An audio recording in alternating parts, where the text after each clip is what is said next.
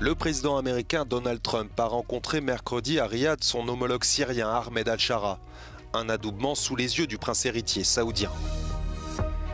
La justice européenne rappelle Bruxelles à l'ordre pour son manque de transparence dans l'affaire des SMS échangés entre Ursula von der Leyen et le PDG de Pfizer. Une rencontre historique entre le président américain Donald Trump et son homologue syrien Ahmed al-Shara, mercredi à Riyad. 30 minutes d'échange direct, aux côtés du prince héritier saoudien Mohammed Ben Salman et avec la présence virtuelle du président turc Recep Tayyip Erdogan. Un geste fort au lendemain de l'annonce surprise de la levée des sanctions américaines. We are currently exploring normalizing relations with Syria's new government, as you know. I am also ordering the cessation of sanctions against Syria to give them a fresh start. It gives them a chance for greatness. The sanctions were really crippling, very powerful. 6 mois après la chute de Bachar al-Assad et la fin de 13 ans de guerre civile, c'est un tournant spectaculaire pour une Syrie à l'économie exsangue. Jusqu'en décembre dernier, la tête d'Ahmed al-Shara, issue des rangs d'Al-Qaïda, était encore mise à prix 10 millions de dollars par Washington. Avec ces gestes, Donald Trump compte convaincre Damas, mais aussi Riyad, de rejoindre les accords d'Abraham, synonyme de reconnaissance d'Israël. À quelques jours du premier tour de l'élection présidentielle qui se tiendra dimanche, la Pologne soupçonne une tentative d'ingérence dans sa campagne électorale. Il s'agirait selon les autorités de publicités diffusées sur Facebook, des accusations rejetées par Meta, maison mère du réseau social. Ces publicités politiques, financées par des fonds étrangers, suscitent des craintes. Nie dajmy się zmanipulować ani fake newsami, które Federacja Rosyjska rozsiewa od dawna w różnych obszarach. Robiła to podczas powodzi, kłamiąc, robi to każdego dnia, destabilizując Zachód. L'Institut de recherche polonais, dont les chercheurs avaient repéré les publicités, dit avoir signalé les comptes à Meta tout en informant l'agence de sécurité intérieure du pays. Cette affaire survient quelques mois seulement après que la Roumanie a annulé son élection présidentielle en raison de preuves d'une ingérence russe. Après un long bras de fer entre la Commission européenne et le New York Times, la justice a tranché ce mercredi, sanctionnant Bruxelles pour son manque de transparence dans l'affaire des SMS échangés en 2020 entre Ursula von der Leyen et Albert Bourla, PDG du laboratoire Pfizer. En pleine pandémie de Covid, une journaliste du média américain avait demandé l'accès à ces messages dans le cadre d'une enquête sur les négociations des contrats de vaccins. La Commission européenne avait refusé, avançant ne plus détenir les messages au motif que ceux-ci n'avaient pas été archivés faute de contenu substantiel. Estimant ce refus non recevable, le New York Times avait alors porté l'affaire en justice en 2021. Ce mercredi, le tribunal de l'Union européenne a annulé la décision de la Commission de ne pas communiquer les messages concernés, estimant que son refus n'avait pas été assez justifié. En réaction, la Commission européenne a annoncé son intention de fournir une nouvelle explication plus détaillée.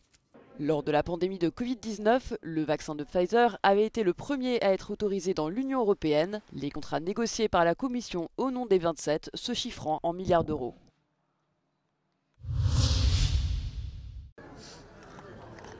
En tournée dans les Balkans occidentaux, le président du Conseil européen, Antonio Costa, visite les pays candidats à l'Union européenne.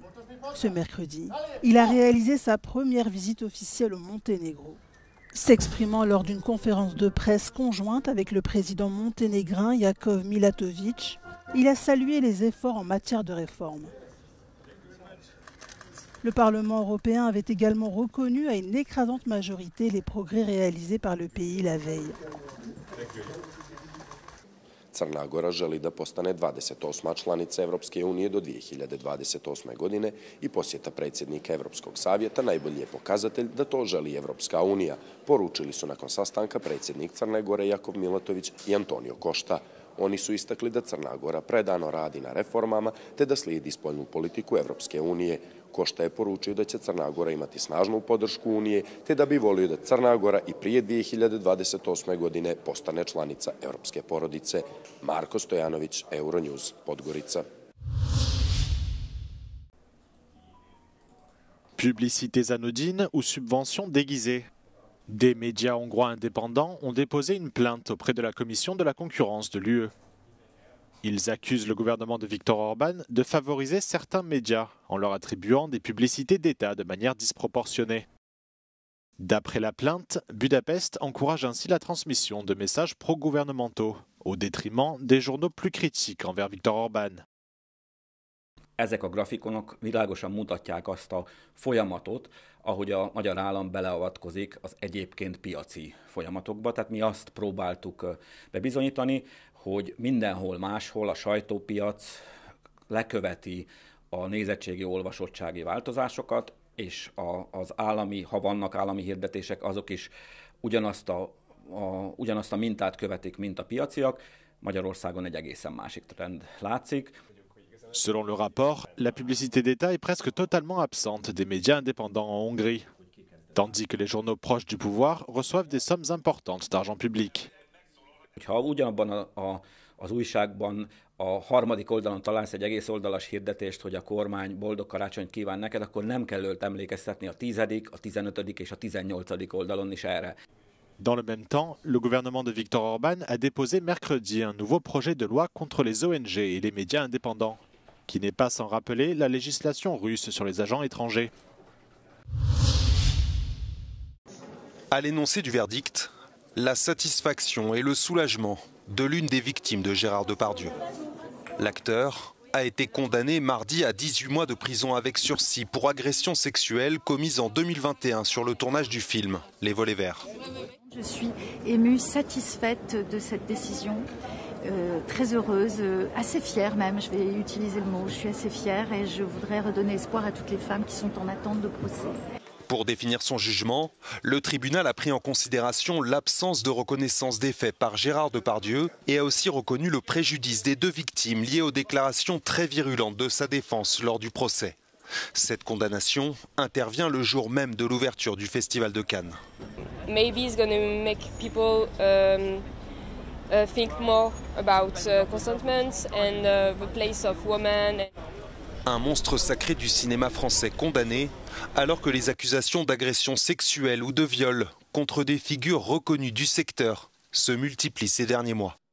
J'ai pris des mesures très coercitives, très claires de lutte contre toutes les formes de violence dans les secteurs culturels et en particulier dans le cinéma. Outre sa condamnation, Gérard Depardieu a été mis en examen en 2020 dans une affaire de viol et d'agression sexuelle présumée sur une actrice. Il attend son procès. Faire escale à Mykonos ou encore à Santorin coûtera désormais plus cher aux croisiéristes. Ces îles, très populaires, sont saturées par le surtourisme, ce qui a poussé le gouvernement à mettre en place une taxe pour améliorer les infrastructures portuaires. Mais la mesure ne passe pas auprès des professionnels. We think it's quite steep and we were hoping for a little bit of a better response for the government working with us more on solutions rather than an immediate, very high tax. And we are still hoping that they'll revisit that and they'll look at us at our total contribution and kind of engage with us at more of a detailed level as to what we bring to the country. Il faudra donc débourser 20 € pour visiter Mykonos ainsi que Santorin. Les autres îles seront, elles, taxées à hauteur de 5 €. Avec cette mesure, qui entrera en vigueur dès cet été, le gouvernement espère bien faire baisser le surtourisme. Will not discourage the guest of having the wish to travel to a certain place when he or she only has a certain period of time where he or she can travel. So I'm not quite sure whether that will really benefit or discredit a certain destination. We do understand that obviously there's an impact with the cruise industry. I doubt though that having a levy put into place will solve the questions that are out there about how many guests do you have in a certain destinations. In the end, it's always the port that does accept cruise call. Η Κρήτη είναι ένα από τα παραδείγματα προορισμών που θα μπορούσαν να δέχονται περισσότερα κρουαζιερόπλια ώστε να αποφεύγονται φαινόμενα υπερτουρισμού στα πιο δημοφιλή ελληνικά νησιά, τη Σαντορίνη και τη Μύκονο.